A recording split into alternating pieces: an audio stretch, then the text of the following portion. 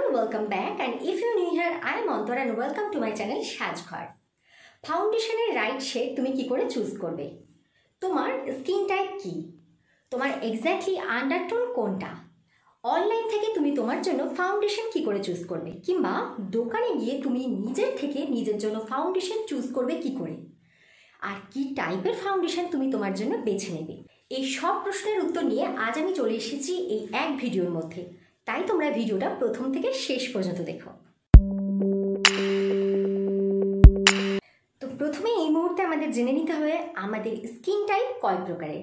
তো আমাদের skin type হচ্ছে 4 প্রকারের: dry skin, oily skin, combination skin এবং নর্মাল স্কিন। এবার অনেকে হয়তো ভাবছো আমি আমার অয়েলি স্কিন কিংবা ড্রাই স্কিন সেটা বুঝবো কী করে। দেখো, তোমার স্কিন থেকে যদি এক্সেস অয়েল বের হয়, সেটা যেই সময় হোক না কেন, শীতকালে কিংবা গরমকালে, তাহলে তুমি বুঝতে পারবে তোমার স্কিন টাইপ হচ্ছে অয়েলি। যদি তুমি কিছু মাখো কিংবা নাই মাখো, তারপরেও তোমার স্কিন যদি দেখা যায় খুব চরচর হচ্ছে, খুব টান লাগছে, শুকিয়ে যাচ্ছে, যে কোনো হেভি ময়শ্চারাইজার দেওয়ার পরেও ভীষণ খসখসে ফিল হচ্ছে, তাহলে বুঝতে পারবে তোমার স্কিন টাইপ হচ্ছে ড্রাই এবং অয়েলি। এই দুই টাইপের জিনিসই যদি তোমার স্কিন টাইপের মধ্যে দেখা যায়, কোনো সময় তেল তেলে হয়ে যাচ্ছে, কোনো সময় শুকিয়ে যাচ্ছে, তাহলে বুঝতে পারবে তোমার স্কিন হচ্ছে কম্বিনেশন।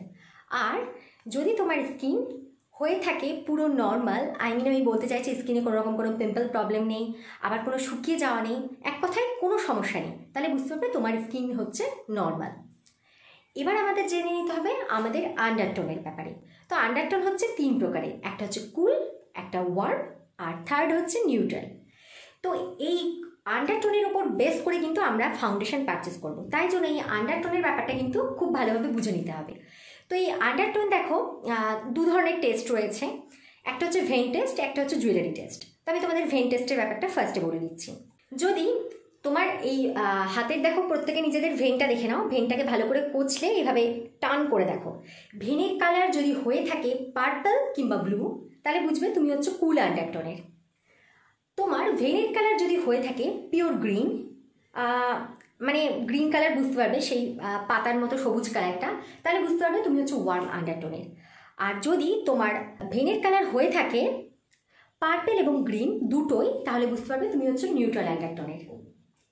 তাহলে এবারে কালারটার পরে আমাদের দেখে নিতে হবে জুয়েলারি টেস্ট।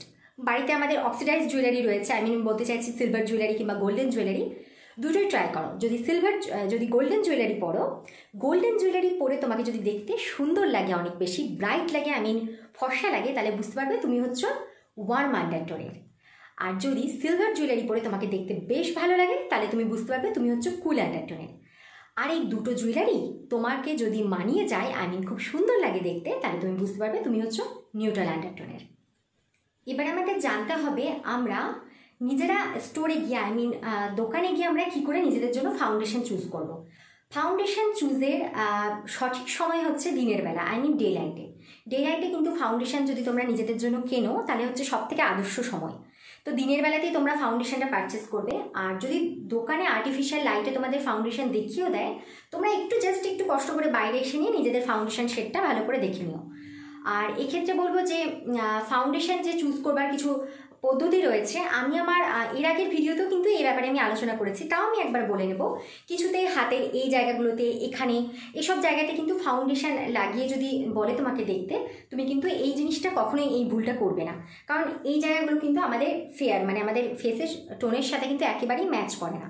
তো সব থেকে ভালো পদ্ধতি হচ্ছে গালের এখান থেকে নামিয়ে নিয়ে গলা পর্যন্ত যদি ফাউন্ডেশনটাকে জাস্ট দিয়ে ব্লেন্ড করে দেখো, তাহলে বুঝতে পারবে যে তোমার স্কিন টোনের সাথে সেটা ম্যাচ করছে কিনা।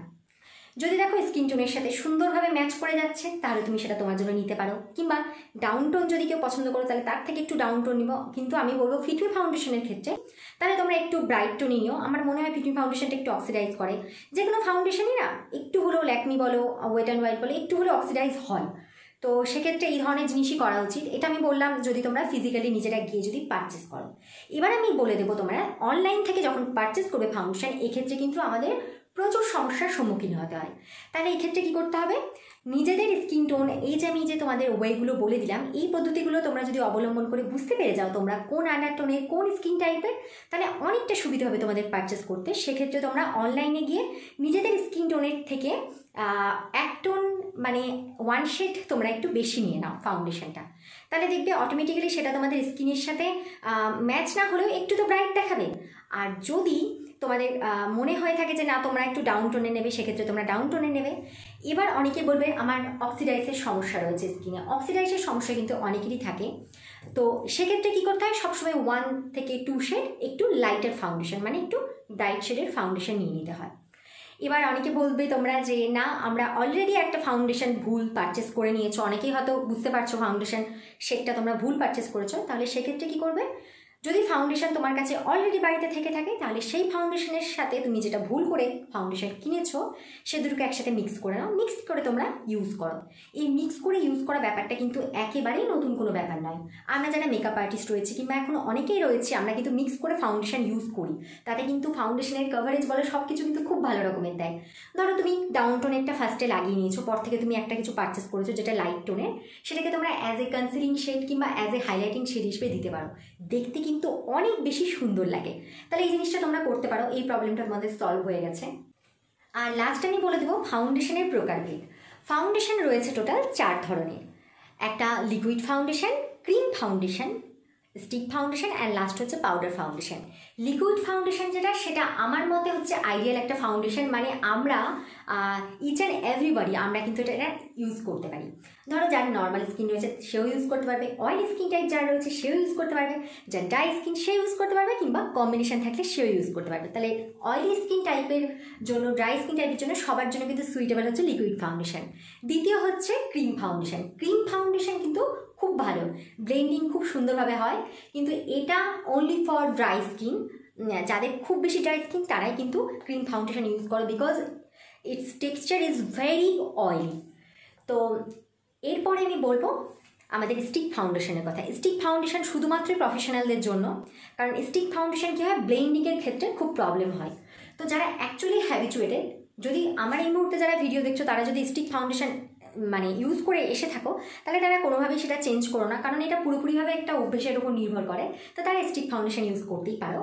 আর লাস্ট হচ্ছে পাউডার ফাউন্ডেশন। পাউডার ফাউন্ডেশন কী হয়, এটা একটা ফাউন্ডেশনের মতোই সেম কভারেজ দেয়। তো মেকআপ আর্টিস্টরা কী করে, অনেক সময় মানে ফাউন্ডেশনের লেয়ার অ্যাপ্লাই করে নিয়ে লাস্টের দিকে কম্প্যাক্টের পরেও এই পাউডার ফাউন্ডেশনটা একবার হলেও ইউজ করে, তাতে কভারেজটা অনেক বেশি সুন্দর দেয়। তো তোমরা চাইলে এটা নিতে পারো, কিন্তু আমার মনে হয় না যে অ্যাজ এ বিগিনার কিংবা নর্মাল কোনো মেকআপের ক্ষেত্রে এই পাউডার ফাউন্ডেশনের দরকার আছে বলে। তো আজকের আমার ভিডিওটা ছিল এতদূর পর্যন্তই। আশা করবো তোমাদের ভিডিওটা হেল্পফুল হয়েছে। ভিডিওটা ভালো লাগলে একটা লাইক করে দাও, আর যদি আমার চ্যানেলে নতুন দর্শক হয়ে থাকো তাহলে প্লিজ আমার চ্যানেলটিকে সাবস্ক্রাইব করে দাও, এরকম আরও অনেক ভালো ভালো ইন্টারেস্টিং ভিডিওস পেতে। So tata.